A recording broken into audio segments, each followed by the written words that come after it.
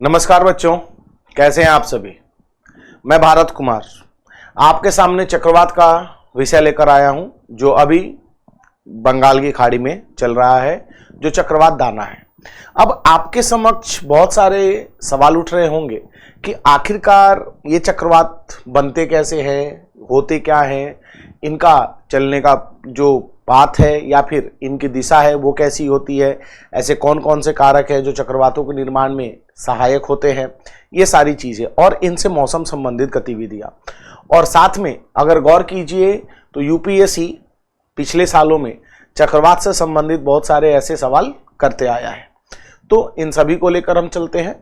वहीं अगर हम चक्रवात की बात करें तो चक्रवात, अगर हम सीधी भाषा में बोले तो चक्रवात एक निम्न दाब तंत्र होता है जो चारों तरफ से उच्च दाब से घिरा हुआ होता है।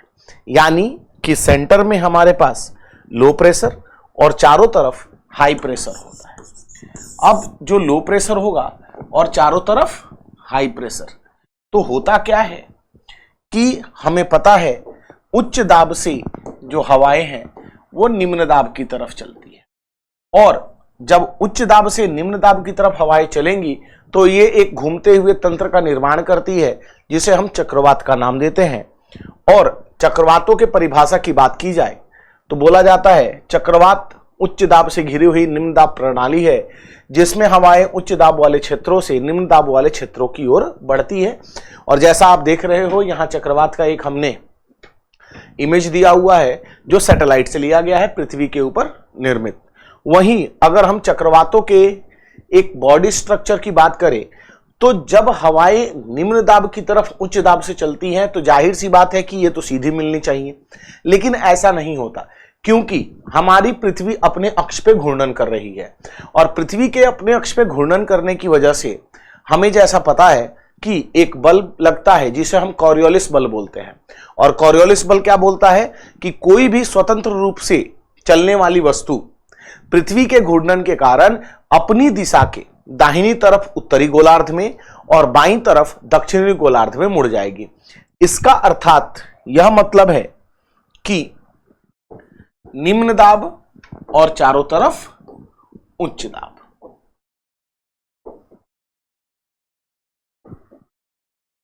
तो हवाएं तो सीधी आनी चाहिए कुछ इस प्रकार से, लेकिन जब इस पे कॉरियोलिस बल लगता है तो कॉरियोलिस बल के लगने के कारण क्या होता है, ये अपनी दिशा के दाहिनी तरफ कुछ इस प्रकार से मुड़ जाती है। और इस प्रकार से मुड़ने के कारण एक घूमते हुए तंत्र का निर्माण करती हैं, जो कि आपको यहां इमेज के अंदर दिख रहा है कुछ इस प्रकार से, और ये चक्रवात बन जाता है। फिर उसके पश्चात अगर हम इसके डाइसेक्शन की बात करें, यानी कि चक्रवातों को अगर हम बीच से काट देते हैं और उसके अंदरूनी भाग को देखते हैं तो कुछ इस प्रकार से इस तंत्र का निर्माण होता है, जिसमें चारों तरफ से हवाएं चलती हैं और घूमती हुई स्प्रिंग की भांति ऊपर की तरफ जाती है। वहीं अगर हम दबाव की बात करें तो हमें पता है कि सतह पे अगर निम्न दाब होगा तो ऊपर की तरफ उच्च दाब होता है, यानी कि ऊपरी वायुमंडल में तो ऊपर जाने के बाद हवाएं बाहर की तरफ जाती हैं तो नीचे चक्रवात बनता है, और वहीं ऊपरी वायुमंडल में प्रति चक्रवात का निर्माण होता है, यानी कि एंटी साइक्लोन, जिसमें केंद्र में उच्च दाब होता है और बाहर की तरफ निम्न दाब होता है। फिर उसके पश्चात अगर हम चक्रवातों के चरणों की बात करें तो अचानक से चक्रवात का निर्माण नहीं होता। अब बात उठती है कैसे, तो ये एक बहुत ही बोले तो स्लो प्रोसेस है, जिसमें हम समुद्र के तल का तापमान देखते हैं और समय के साथ इसका निर्माण होता है। इसलिए गौर कीजिए, कभी कभी मौसम विभाग जो है ये चक्रवात का पूर्वानुमान करने के बाद या फिर चक्रवात का जो भविष्यवाणी है उसको करने के बाद ये उसे वापस ले लेते हैं, और ऐसा बोला जाता है कि हिंद महासागर में बंगाल की खाड़ी अथवा अरब सागर के अंदर चक्रवात बनने की प्रक्रिया में है, या फिर चक्रवात बनने का जो सिलसिला है वो शुरू हो चुका है, लेकिन वो आखिरकार चक्रवात में तब्दील होगा ये जरूरी नहीं है। जैसे हम क्योंकि उष्णकटिबंधीय क्षेत्र में रहते हैं तो हमारे यहां जो आता है चक्रवात उसे हम उष्णकटिबंधीय चक्रवात बोलते हैं। और चक्रवातों के बारे में आप जानते हो ये मुख्यतः दो प्रकार के, उष्णकटिबंधीय और शीतोष्ण, जिन्हें हम वाताग्रीय चक्रवात भी बोलते हैं। तो कुछ इस प्रकार से चक्रवातों का डिफरेंस किया जाता है। आज जो हम देखने वाले हैं उष्णकटिबंधीय चक्रवात देखने वाले हैं, क्योंकि जो हिंद महासागर है, बंगाल की खाड़ी और अरब सागर, ये उष्णकटिबंधीय क्षेत्र में पड़ता है और चक्रवात के निर्माण से पहले बनता है उष्णकटिबंधीय अवसाद यानी कि ट्रॉपिकल डिप्रेशन, यानी कि धीरे धीरे समुद्र का तापमान बढ़ने लगता है, जिसके कारण एक छोटे से निम्न दाब का निर्माण होता है और हवाएं परिधि से यानी कि बाहर से अंदर की तरफ आती है। लेकिन कभी कभी यह होता है कि डिप्रेशन बनने के बाद भी यह सिस्टम खत्म हो सकता है, यह तंत्र खत्म हो सकता है। उष्णकटिबंधीय अवसाद एक कमजोर उष्णकटिबंधीय चक्रवात होता है जिसमें अधिकतम सतही हवा का जो गति होता है वो 60 से 62 किलोमीटर प्रति घंटे होते हैं, तो हम उसे डिप्रेशन बोलते हैं। अगर यह निम्न दाब और थोड़ा सा बड़ा हो जाएगा तो उसे हम ट्रॉपिकल स्ट्रोम यानी कि उष्णकटिबंधीय तूफान का नाम देते हैं, जिसमें वायु की गति लगभग हमारी जो है वो 63 से 118 किलोमीटर प्रति घंटे हो जाती है, तो हम उसे उष्णकटिबंधीय तूफान का नाम देते हैं। और जब 118 किलोमीटर से अधिक हो जाएगी तो हम उसे हरिकेन अथवा चक्रवात बोलते हैं। अब बात उठती है कि सर ये हरिकेन क्या है? तो देखो, जो उष्णकटिबंधीय क्षेत्र पूरी पृथ्वी पे है, वहां अलग अलग स्थानों पे उष्णकटिबंधीय चक्रवात आते हैं और स्थानों के हिसाब से हम इनके नाम भी देते हैं। जैसे जब ये उष्णकटिबंधीय चक्रवात कैरेबियाई सागर में आएंगे या फिर मैक्सिको की खाड़ी या बोले यूएसए, तीनों एक ही हैं। मैक्सिको की खाड़ी और कैरेबियन सी जो उत्तरी प्रशांत महासागर का पश्चिमी भाग है और यूएसए के तट के नजदीक है, यानी संयुक्त राज्य अमेरिका। तो इन चक्रवातों के नाम के पहले जोड़ा जाता है हरिकेन, जैसे हरिकेन मैथ्यू। उसके बाद अगर यही चक्रवात जो दक्षिण पूर्वी चीन सागर में आएंगे, यानी प्रशांत महासागर के पश्चिमी भाग में आएंगे, दक्षिण पूर्वी एशिया के पास जैसे फिलीपींस, जापान वाले एरिया में, तो इन्हें टाइफून बोला जाता है। जब ये दक्षिणी प्रशांत महासागर के पश्चिमी भाग में यानी ऑस्ट्रेलिया के तट पे आएंगे तो इन्हें हम विली विली का नाम देते हैं। और अगर ये बंगाल की खाड़ी अथवा अरब सागर में आते हैं यानी कि हिंद महासागर में, तो हम इन्हें केवल चक्रवात तथा इनके नामों से पुकारते हैं, जैसे फाइलीन, लहर, हुदहुद, गजा, या फिर जो इस अभी चल रहा है दाना, उसके नाम से जानते हैं। फिर उसके बाद अगर हम इनकी कैटेगराइजेशन करें यानी कि ये इनका हम स्तरीकरण करते हैं, तो कैटेगरी 1 साइक्लोन जो होते हैं यानी कि चक्रवात होते हैं, जिनमें की जो वायु की गति होती है वो 65 से 82 नॉट्स यानी कि 119 किलोमीटर से 153 किलोमीटर तक होगी, और जो दबाव है वो मुख्यतः 980 मिलीबार के करीब होगा, तो उसे हम बोलेंगे कैटेगरी 1 साइक्लोन। हमेशा ध्यान रखिएगा, दबाव जो नॉर्मल दबाव है, सामान्य दबाव पृथ्वी की सतह पे वो कितना है 1013 मिलीबार, यानी उससे नीचे आता चला जाएगा तो निम्न दाब और उसके ऊपर चलता चला जाएगा तो उच्च दाब निर्माण करता है। लेकिन वहीं दूसरी तरफ अगर जो समदाब रेखाएं हैं उनके कंटेक्स्ट में भी बात की जाती है, तो अगर सपोज करो कि हमारा जो मिलीबार है यानी कि आइसोबार जो बनता है, आइसोबार का मतलब क्या होता है बच्चों? वह काल्पनिक रेखाएं जो एक जैसे दबाव वाले क्षेत्रों को जोड़ती हैं उन्हें समदाब रेखा का नाम दिया जाता है। और अगर 990 फिर 80 फिर उसके बाद 70 फिर उसके बाद 60, तो 80 के मुकाबले 90 का जो दबाव है वो ज्यादा है, तो यहां जो दबाव होगा वो कुछ इस प्रकार से कम होता चला जाएगा, यानी कि दबाव ढाल बल, जिसे हम प्रेशर ग्रेडियंट फोर्स का नाम देते हैं। और प्रेशर ग्रेडियंट फोर्स, दबाव ढाल बल, साथ में हमारा जो होता है समदाब रेखाओं की दूरी और वायु की गति, ये तीनों के तीनों एक दूसरे के या तो साथ में चलती हैं या विपरीत। जैसे समदाब रेखाओं के बीच की जो दूरी है अगर वो ज्यादा होती है तो दबाव ढाल बल कम होता है, यानी कि प्रेशर ग्रेडियंट फोर्स कम होता है। लेकिन अगर यह दूरी कम हो जाती है तो प्रेशर ग्रेडियंट फोर्स बढ़ जाता है। और प्रेशर ग्रेडियंट फोर्स विंड की स्पीड को, यानी कि वायु की गति को गवर्न करता है। यानी कि अगर दबाव ढाल बल प्रेशर ग्रेडियंट फोर्स ज्यादा होगा तो विंड की स्पीड भी ज्यादा होगी। अगर प्रेशर ग्रेडियंट फोर्स कम होगा तो विंड की स्पीड भी कम होगी। तो कुछ इस प्रकार से इनका एक तरीके से संबंध बताया जाता है, जिसमें अगर हम कैटेगरी 2 साइक्लोन की बात करें तो जिसमें विंड की स्पीड 83 से 97 होती है और किलोमीटर पर आवर में बोले तो 154 से 177, और जो समदाब रेखाएं या यहां का दबाव जो है, केंद्र का दबाव जिसे हम चक्रवात की आंख के नाम से जानते हैं, 965 से 979 के बीच होती है मिलीबार में। कैटेगरी 3 में वायु गति फिर से बढ़ जाएगी 179 से 209, जो प्रेशर है वो फिर से घट जाएगा। यानी प्रेशर जितना घटता चला जाएगा प्रेशर ग्रेडियंट उतना बढ़ता चला जाएगा और वायु की गति भी बढ़ती चली जाएगी।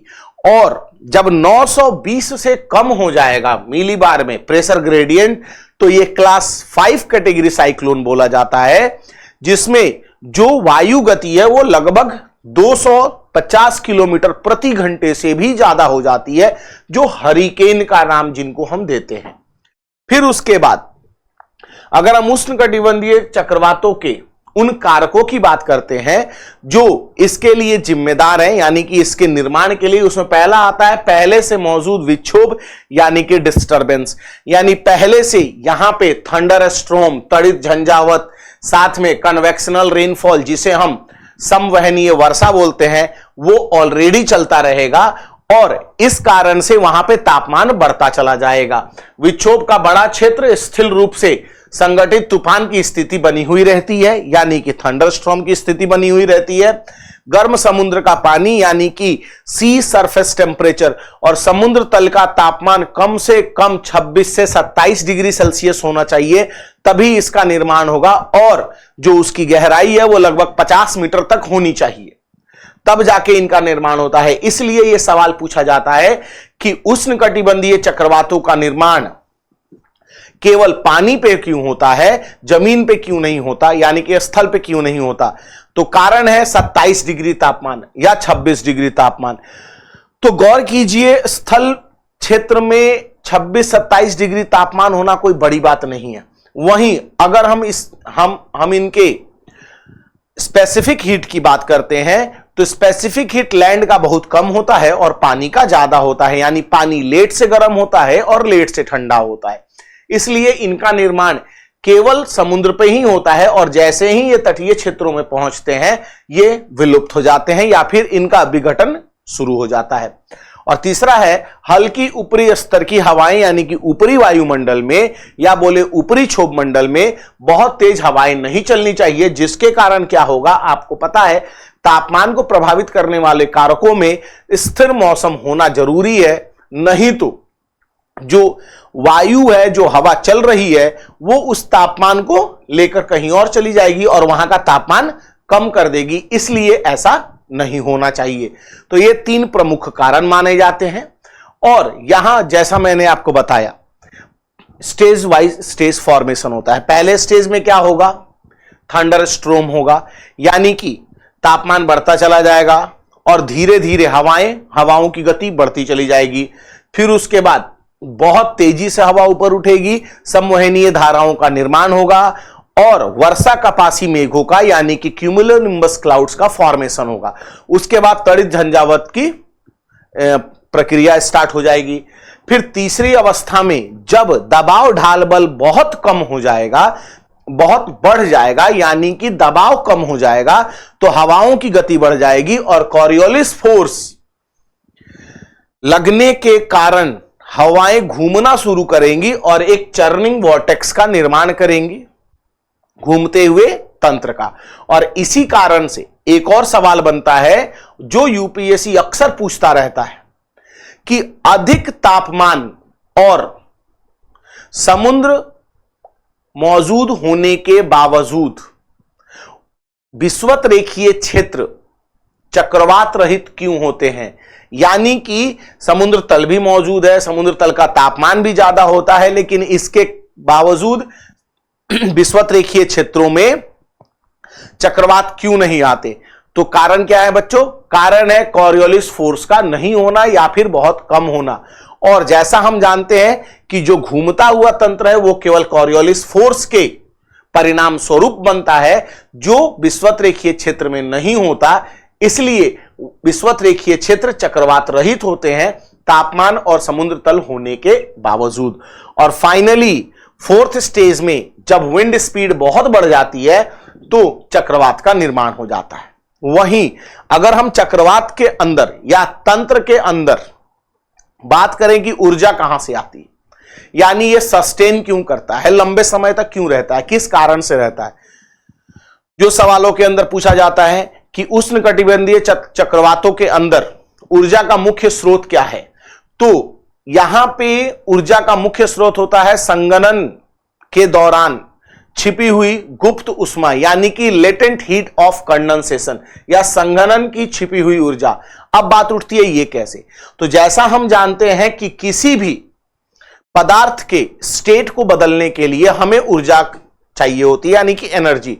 पानी से वेपर बनने के लिए ऊर्जा रिक्वायर्ड होती है, गुप्त उष्मा, जो पानी को वेपर बनाती है। अब जाहिर सी बात है कि जल वाष्प के अंदर लेटेंट हीट है, गुप्त उष्मा मौजूद है। अब यहां पे ये पांचों प्रोसेस आपको दिखाए गए हैं, गौर कीजिए। यहां जैसे जैसे समुद्र तल गर्म होता चला जाएगा, गर्म हवा ऊपर उठेगी, गर्म हवा ऊपर उठेगी, और क्योंकि ये पानी के ऊपर है तो इसमें आर्द्रता भी बहुत ज्यादा रहेगी, ह्यूमिडिटी, वाटर वेपर। अब ये वाटर वेपर ऊपर गया तो सामान्य हार्स्य दर या फिर बोले तो वेट एडियाबैटिक लैप्स रेट, यानी कि आर्द्र हास्य दर के हिसाब से इसका तापमान घटेगा। अब तापमान घटने से संघनन की प्रक्रिया स्टार्ट होगी। संघनन की प्रक्रिया के दौरान जो जल वाष्प के कण है वो नजदीक आएंगे, नजदीक आने से जो गुप्त उष्मा इनके अंदर छिपी हुई है वो बाहर निकलेगी। उस गुप्त उष्मा के निकलने के कारण जो निम्न दाब तापमान के परिणाम स्वरूप बना है उसका तापमान बढ़ेगा और निम्न दाब और बड़ा होता चला जाएगा। यानी चक्रवात के तंत्र को बनाए रखने के लिए या चक्रवात को चलने के लिए गुप्त उष्मा की बहुत अधिक आवश्यकता होती है। इसलिए जब तक चक्रवात समुद्र तल पे मौजूद है, बंगाल की खाड़ी और अरब सागर के अंदर, तब तक इसका लो प्रेशर यानी कि निम्न दाब क्षेत्र बड़ा होता चला जाता है और इसकी गति भी बढ़ती चली जाती है। लेकिन जैसे ही चक्रवात तटीय क्षेत्र में पहुंचता है, हवा तो यहां पे भी आती है, लेकिन यहां क्या प्रॉब्लम हो जाती है कि जो हवा आ रही है जमीनी भाग से वो शुष्क है और जमीनी भाग बारिश के कारण ठंडा हो चुका है, तो उसमें आर्द्रता नहीं है। वो हवा ऊपर तो जाएगी, संघनन भी होगा, लेकिन मॉइस्चर नहीं होने के कारण क्या होगा, वहां पे जो छिपी हुई ऊर्जा है संघनन की वो नहीं निकलेगी। अब जब ऊर्जा नहीं निकलेगी तो धीरे धीरे जो लो प्रेशर बना हुआ है चक्रवात का वो हाई प्रेशर में बदलता चला जाएगा और फाइनली चक्रवात खत्म हो जाएगा। इसलिए चक्रवात तटीय क्षेत्र में या जमीनी भाग को हिट करते ही खत्म हो जाता है। अब जैसा हम उष्णकटिबंधीय चक्रवातों के बॉडी स्ट्रक्चर की बात करते हैं तो सेंटर में हमारा होता है आई ऑफ साइक्लोन और उसके साथ में आई वॉल होता है, और फिर उसके बाद हमारे आते हैं रेन बैंड्स यानी कि वर्षा वाले भाग, जिसे हम कुछ इस प्रकार से जानते हैं। गौर कीजिए, जब दोनों तरफ से हवाएं आ रही हैं तो टकराने के बाद ये ऊपर उठ रही हैं, जैसे ही ऊपर उठेंगी वर्षा का पासी मेघ यानी क्यूमुलोनिम्बस क्लाउड्स का फॉर्मेशन होगा, ये फिर से लेटेंट हीट को रिलीज करेंगी और धीरे धीरे तापमान बढ़ाएंगी और लो प्रेशर भी बढ़ाएंगी। वहीं आई ऑफ द साइक्लोन जो चक्रवात की आंख होती है उसमें हवा उतरती हुई नजर आएगी, यानी कि डिसेंडिंग एयर होगी, और डिसेंडिंग एयर के कारण जो चक्रवात की आंख है वहां पे मौसम बहुत साफ होता है। आपको उच्च यानी पच्छाव मेघ और मध्य मेघ पाए जाएंगे, यानी पच्छाव कपासी मेघ पाए जाएंगे, पच्छाव मेघ पाए जाएंगे, अथवा पच्छाव स्तरी भी पाए जा सकते हैं, या फिर मध्य मेघ। खुला आसमान होगा, सूर्य की किरणें बहुत अच्छे से आएंगी। लेकिन वहीं अगर हम चक्रवात के दोनों तरफ, आंखों के दोनों तरफ आईवॉल की बात करें, तो वहां पे जो मौसम होगा वो सबसे खराब होता है या बदतर स्थिति में होता है।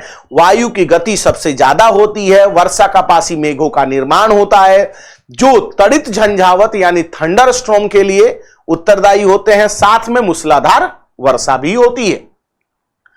फिर उसके बाद अगर हम आपको चक्रवात के क्रॉस सेक्शन की बात करें तो कुछ इस प्रकार से इनका निर्माण होता है जैसा कि आप देख रहे हो, और इसे हम आई ऑफ द साइक्लोन का नाम देते हैं। अब बात करते हैं चक्रवातों के घूमने की स्थिति के बारे में। तो दो सवाल होते हैं।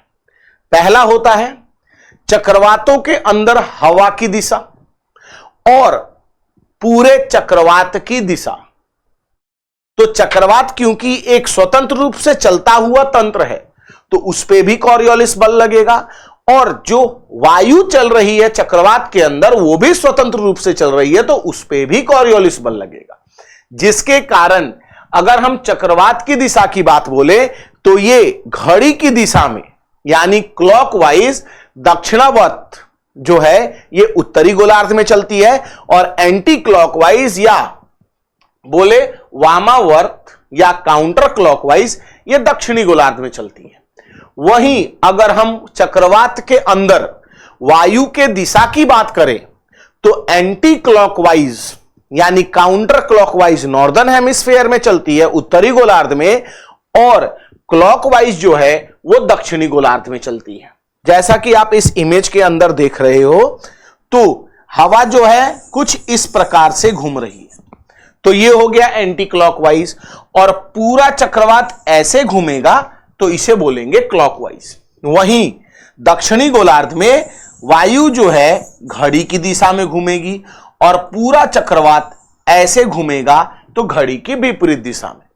इसीलिए बंगाल की खाड़ी में आने वाले चक्रवात अगर आंध्रा कोस्ट को, आंध्रा तट पे आते हैं तो ये आंध्रा से उड़ीसा, फिर उसके बाद पश्चिम बंगाल और बांग्लादेश जाते हैं, ना कि आंध्रा के बाद तमिलनाडु की तरफ उतरते हैं। क्योंकि अगर हम इंडिया के कोस्ट की बात करें तो वो कुछ इस प्रकार से चलते हैं जिसे हम क्लॉकवाइज बोलते हैं।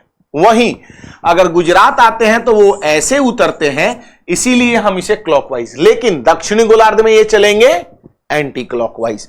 इन बातों का ध्यान रखना क्योंकि इसमें अक्सर कंफ्यूजन होता है और इसी कंफ्यूजन का फायदा यूपीएससी उठाता है। फिर उसके बाद अगर हम हिंद महासागर के अंदर चक्रवातों के नामकरण की बात करें तो एक्चुअली पहले चक्रवातों को स्त्री सूचक नाम दिया जाता था, लेकिन समय के साथ जब फेमिनिज्म और बहुत सारी चीजों का विकास होने लगा तो अब इसे न्यूट्रल बना दिया गया और वर्ल्ड मेट्रियोलॉजिकल ऑर्गेनाइजेशन यानी विश्व जलवायु संघ के द्वारा एक कमेटी बिठाई गई, एक मीटिंग कराई गई 13 देशों की जो हिंद महासागर में आने वाले चक्रवातों से प्रभावित होते हैं, और उनको बोला गया कि आपको कुछ नाम सजेस्ट करने हैं और अपने लैंग्वेज में, और उन चक्रवातों को वो नाम दिया जाएगा। अब बात उठती है सबके रीजनल वेरिएशंस अलग हैं, क्षेत्रीय भाषा है, तो जाहिर सी बात है सभी समझ नहीं पाते हैं, तो क्या किया जाए। तो इसके लिए कुछ क्राइटेरिया रखा गया और न्यू दिल्ली में मौजूद जो आरसीएमसी है उसको ये जिम्मा सौंपा गया कि आप इनका नेमिंग करेंगे। आरएसएमसी क्षेत्रीय विशिष्ट मौसम विज्ञान केंद्र यानी रीजनल स्पेशलाइज्ड मीटरियोलॉजिकल सेंटर, नई दिल्ली उष्णकटिबंधीय चक्रवात केंद्र बंगाल की खाड़ी और अरब सागर के ऊपर बनने वाले चक्रवातों को नाम देता है। जैसा मैंने आपको बताया, क्षेत्र में उष्णकटिबंधीय चक्रवातों के नामकरण की प्रक्रिया दिशा निर्देश से एक सेट प्लान करती है जिसमें लगभग 13 देश आते हैं। उन 13 देश से पहले अगर हम आरएसएमसी की बात करें तो इसका गठन जैसा मैंने आपको बताया विश्व मौसम विज्ञान संगठन WMO के उष्णकटिबंधीय चक्रवात कार्यक्रम यानी TPS ट्रॉपिकल प्रोग्राम के अंतर्गत किया गया है, और इसमें टाइफून, चक्रवात, इन सब का नाम दिया जाएगा और ये किन किन बातों के लिए जिम्मेदार है, क्या क्या काम ये करेगा, वो कुछ इस प्रकार से है। पहली बात, निगरानी करेगा, उत्तर हिंद महासागर पर 24 घंटे नजर रखना, यानी कि जो बंगाल की खाड़ी और अरब सागर है उसके तापमान को हमेशा उस पे नजर रखना है, बढ़ रहा है, घट रहा है, बढ़ेगा तो चक्रवात की स्थिति पैदा होगी, जैसा कि हमने चक्रवात बनने की कारकों में देखा। फिर डेटा प्रोसेसिंग यानी पूर्वानुमान करेगा या फिर उससे बचने के कार्यक्रम बताएगा। फिर ट्रैकिंग करेगा, यानी कि चक्रवात किस दिशा में जा रहा है। जैसे गौर कीजिए, गुजरात में जो आया था साइक्लोन वो सीधा ओमान की तरफ घूम गया था, तो उसकी ट्रैकिंग करेगा। जिस एरिया में जा रहा है वहां के लोगों को चेतावनी दी जाएगी, उनके लिए पूर्वानुमान लगाया जाएगा। फिर सलाह जारी की जाएगी कि आपको क्या करना चाहिए, क्या नहीं करना चाहिए। मछुआरों को समुद्र में नहीं जाना चाहिए, या फिर जो लोग तट पे रहते हैं उन्हें तट से अंदर की तरफ चले जाना चाहिए, या फिर साइक्लोन शेल्टर, चक्रवात शेल्टर जो बनाए गए हैं सरकार के द्वारा, उनमें जाकर आसरा लेना चाहिए। ये सारी चीजें। फिर उसके बाद चक्रवातों से संबंधित डाटा को संग्रह करना है, फिर उस पर रिसर्च करना है, क्योंकि गौर कीजिए पिछले कुछ सालों में चक्रवातों के आने की जो तीव्रता है वो भी बढ़ गई है और जो चक्रवातों के नंबर है वो भी बढ़ गए। इसका कारण क्या बताया जा रहा है? तो इसका कारण बताया जा रहा है ग्लोबल वार्मिंग। फिर अनुसंधान और फिर चक्रवातों का नामकरण। चक्रवातों के नामकरण की बात की जाए तो चक्रवातों के नामकरण में जिन 13 देशों को लिया गया था या जिन 13 देशों की कमेटी बनाई गई थी वो थे Bangladesh, Bharat, Iran, Maldives, Myanmar, Oman, Pakistan, Qatar, Saudi Arabia, Sri Lanka, Thailand, UAE यानी कि संयुक्त अरब अमीरात और यमन। ये 13 देश, इन 13 देशों ने 13 नाम इनको बोला गया था आपको देना है। अब बात उठती है, जैसा मैंने आपको पहले बताया, नाम तो कोई भी कितना भी लंबा दे सकता है, तो ऐसा नहीं है। इन नामों को देने के लिए कुछ क्राइटेरिया रखे गए और वो क्राइटेरिया क्या क्या थे? नाम का मानदंड, नाम छोटे होने चाहिए, उच्चारण में आसान और अद्वितीय होने चाहिए, उन्हें राजनीति, धर्म, संस्कृति और लिंग के प्रति तटस्थ यानी कि ये इनसे जुड़े हुए नहीं होने चाहिए, साथ में विश्व के या पृथ्वी पे मौजूद किसी भी समुदाय के ये भावनाओं को ठेस नहीं पहुंचाने चाहिए, चाहे वो लिंग के अनुसार हो, पुरुष हो, महिला हो या फिर किसी जात हो या क्षेत्र हो, किसी को भी कोई भी ठेस नहीं, यानी कि उन्हें बुरा नहीं लगना चाहिए। उसके बाद जो नामों की जो लंबाई होगी अधिकतम 8 अक्षर यानी कि 8 लेटर्स की होगी, वो हम अभी देखेंगे कि जैसे कौन कौन से नाम हैं दिए गए हैं। प्रस्तावित नाम उसके उच्चारण, अर्थ और वॉइस ओवर यानी कि बोलने के तरीके से दिया जाएगा, यानी आपको सब कुछ बताना है, क्योंकि कुछ ऐसी भाषाएं हैं जिसमें लिखा कुछ और जाता है और जब उसको बोलने की बारी आती है तो बोलने की भाषा में उनका जो उच्चारण है वो बदल जाता है। सूची में पहले देश से शुरू करके 13वें देश तक जाएंगे और फिर जब पहली सूची, पहले कॉलम का नाम खत्म हो जाएगा तो फिर से पहले से शुरू किया जाएगा। कैसे? तो ये देखिए, ये नाम दिए गए हैं 13 देशों के द्वारा, 13 कॉलम बने हुए, यानी 13 गुणे 13, 169 साइक्लोन्स के नाम दिए जा चुके हैं जो 2004 में किया गया था। आइए देखते हैं। और 2020 में फिर से इनको वो किया गया, जिसमें हमारा पहला कॉलम पूरा हो चुका है। और अगर हम अभी चलने वाले साइक्लोन की बात करें तो दाना, जिसे कतर ने दिया था, यानी दाना के पश्चात जो अगला आएगा उसका नाम सऊदी अरेबिया ने दिया है और वो है फेनजल। अब ध्यान देना, नाम में फेनगल लिखा है लेकिन प्रोनाउंसिएशन में फेंजल बोला गया है। ठीक उसी प्रकार से उसके बाद जो आएगा उसका नाम श्रीलंका ने दिया है, शक्ति, फिर थाईलैंड आएगा, मोथा, फिर यूएई आएगा, सेनियार, फिर आएगा यमन, दितवा। जब दितवा सेकंड कॉलम के नाम खत्म हो जाएंगे तो फिर से थर्ड कॉलम स्टार्ट हो जाएगा जो बांग्लादेश से स्टार्ट होता है और फिर आएगा अर्नब। प्रोनाउंसिएशन अलग है, नाम अलग है, स्पेलिंग। तो इन बातों को ध्यान रखना। और कुछ इस प्रकार से हर कॉलम एक के बाद एक चलता चला जाएगा और जो लास्ट कॉलम का लास्ट नेम है 169th साइक्लोन, वो है समहा, जो दिया है यमन ने। तो कुछ इस प्रकार से हिंद महासागर और अरब सागर में, हिंद महासागर के अरब सागर और बंगाल की खाड़ी में आने वाले साइक्लोनों का यानी चक्रवातों का नामकरण किया जाता है, जिसमें दाना उनमें से एक है। अब चलते हैं अगले बात की तरफ, उष्णकटिबंधीय चक्रवात से संबंधित मौसम की स्थिति। तो गौर कीजिए, अक्सर सवाल आता है कि अगर कोई उष्णकटिबंधीय चक्रवात किसी व्यक्ति की तरफ आ रहा है तो चक्रवात आने से लेकर चक्रवात के जाने तक में वह व्यक्ति किस प्रकार के मौसम की अनुभूति करेगा या फिर उसे मिलेंगे। तो जैसे कि अगर हम चक्रवात के बॉडी की बात करते हैं तो यह हमारा चक्रवात का आंख हो जाता है और ये